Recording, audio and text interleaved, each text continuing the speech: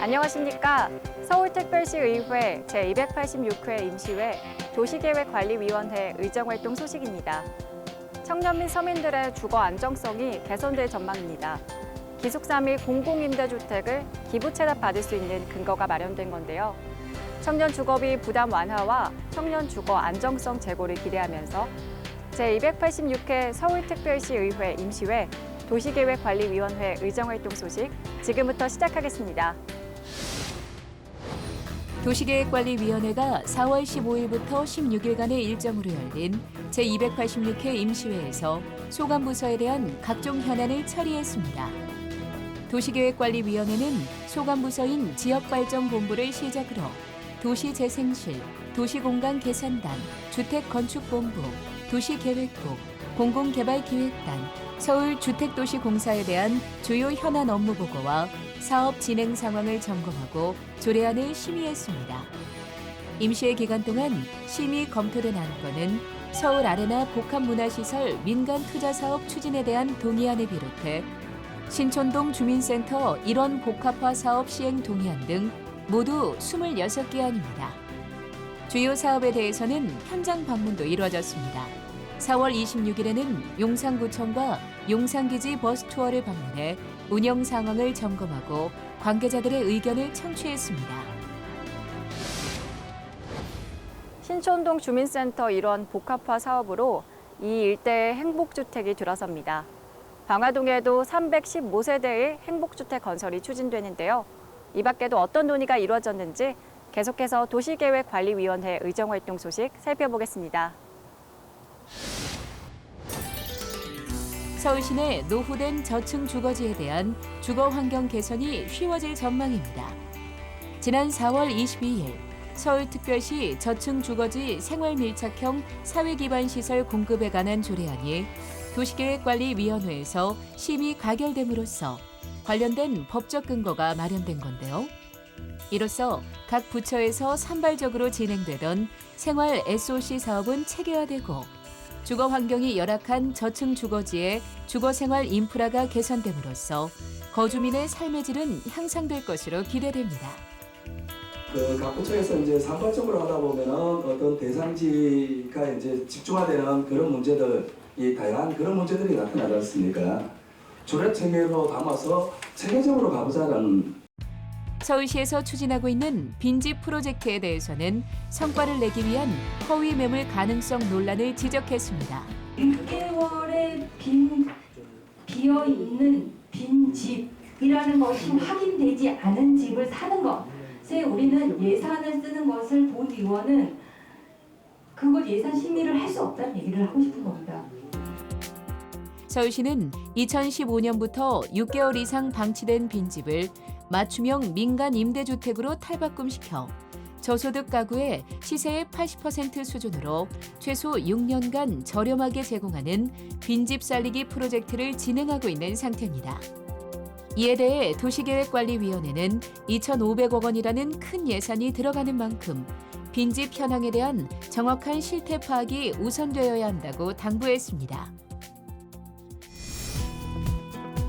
도시계획관리위원회가 과거 용산 미군기지의 역사성에 대한 보존을 제안했습니다. 도시계획관리위원회는 국가공원 조성 예정지인 용산 미군기지를 방문해 주요 시설물을 시찰하고 향후 공원 조성 방향에 대해 논의하는 한편 스토리텔링을 통한 역사 문화적 기록이 필요하다고 주문했습니다. 재생이나 재건축이나 여러 가지 국제업무 중심의 이런 것들을 기획을 하고 하시면서 완전히 없애기보다는 그러한 좀 흔적들이나 이런 것들을 굳이 역사적 가치가 그렇게 높지 않더라도 어떤 그 스토리텔링 이런 것들을 좀 만들어서 그런 포인트들을 좀 이렇게 남겨놓고 표식을 좀 해놓는 작업들을 좀 하면 어떨까 하는 그런. 1904년부터 해방까지 일본이 병참기지로 사용하던 곳이었던 이곳은 해방 이후 주한미군의 거점으로 사용되어 오다가 지난 2004년 용산기지에 평택이전 협정이 체결되면서 현재 국가공원 조성을 위한 사전 작업들이 진행 중입니다. 용산 일대 재정비 사업에 대해서는 안전성에 대한 우려의 목소리를 나타냈습니다.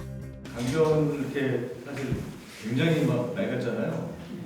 그 지나가다 보면 안전도 사실 걱정이 되는데 그 서울시가 토지 매각을 안 하기 때문에 진행이 안 되는 겁니까? 아니면 주민 동의나 이런 것들이 아직 못 미치는 겁니까? 한편 도시계획관리위원회는 용산국제업무지구, 한남재정비 사업 등을 점검하고 용산구의 도시계획 사업이 차질 없이 진행될 수 있도록 노력해주기를 당부했습니다. 서울시의 토지를 공공으로 이용하고 있는 사업자들 많죠. 이분들에게 반가운 소식이 될 것 같습니다. 바로 대부료 감면 소식인데요. 대표적으로 전통시장이 그 혜택을 받게 될 거라고 합니다. 조례 속으로 시민 리포터가 간다. 오늘은 전통시장에서 이 이야기 전합니다. 함께 보시죠.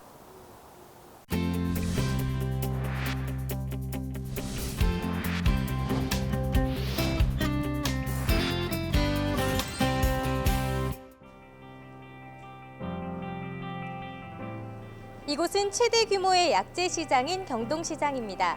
60년의 역사를 지닌 서울시 대표 재래시장인 이곳은 최근 도시개발 채비지 관련 조례안이 서울시 의회를 통과하면서 한껏 기대감에 부풀어 있습니다. 경동시장 한가운데 우뚝 솟아있는 이 건물은 서울시의 대표적인 채비지 중 한 곳입니다. 채비지는 도시개발 사업을 환지 방식으로 시행하는 경우 해당 사업에 필요한 재원을 확보하기 위해 사업주인 서울시가 토지 소유주로부터 취득해 처분할 수 있는 토지를 의미합니다. 한마디로 건물과는 별도로 이 부지는 서울시의 공유재산이라는 뜻입니다. 때문에 서울시는 관련 규정에 따라 주민 통행료로 사용하고 있는 1층을 비롯해 상층부에 대해 대부료를 부과 징수하고 있었던 거죠. 하지만 1층 부분이 시장의 통행료로 사용되고 있다는 점을 들어 대부료 감면에 대한 민원이 꾸준히 제기됐던 것이 현실입니다. 네, 채비지 관련 민원을 제기한 이유는 무엇인가요? 네, 그 공공을 위해서 제공되는 토지가 일반 사업자와 같은 비율로 해서 그 대부료가 부과되는 것은 좀 과하지 않나 이런 생각이 들어서 저희는 감면을 요청하게 되었습니다. 현행 전통시장 상점과 육성을 위한 특별법에는 시장, 상점과 상권 활성화 구역 내에서 공동시설 용도로 공유재산을 대부하는 경우 대부료의 감면율을 80%로 적용하고 있습니다. 이에 서울시의회가 지난 286회 임시회에서 대부료 감면 등의 내용을 담은 서울특별시 도시개발 채비지 관리 조례 일부 개정 조례안을 가결했습니다. 이로써 서울시의 공유재산을 임대해 쓰고 있는 경동시장 1층 구역의 경우 기존에 내던 임대료에서 80%가 할인된 금액만 내면 되는데요. 이것은 다른 전통시장에도 적용이 돼 시장 상인들에게는 경제적인 효과로 작용할 수 있을 것이라는 전망입니다. 전통시장은 시민들에게 시장 그 이상의 의미를 주죠. 이번 조례안 통과가 전통시장 활성화에 큰 역할을 하기를 기대하겠습니다. 오글 광고물을 비롯해 가로등과 공원 등 야간 조명으로 피해를 보는 분들 많으시죠? 앞으로는 공공시설물에 대해 체계적인 조명 관리가 이루어지게 됩니다. 양막 손상 가능성이 있는 백색 LED 조명도 대체될 전망인데요. 눈 건강 악화 등 사회적 문제로 대두된 빛공해 피해가 최소화될 수 있기를 기대하면서 제286회 서울특별시 의회 임시회 도시계획관리위원회 의정활동 소식은 여기까지입니다. 시청해주신 여러분 고맙습니다.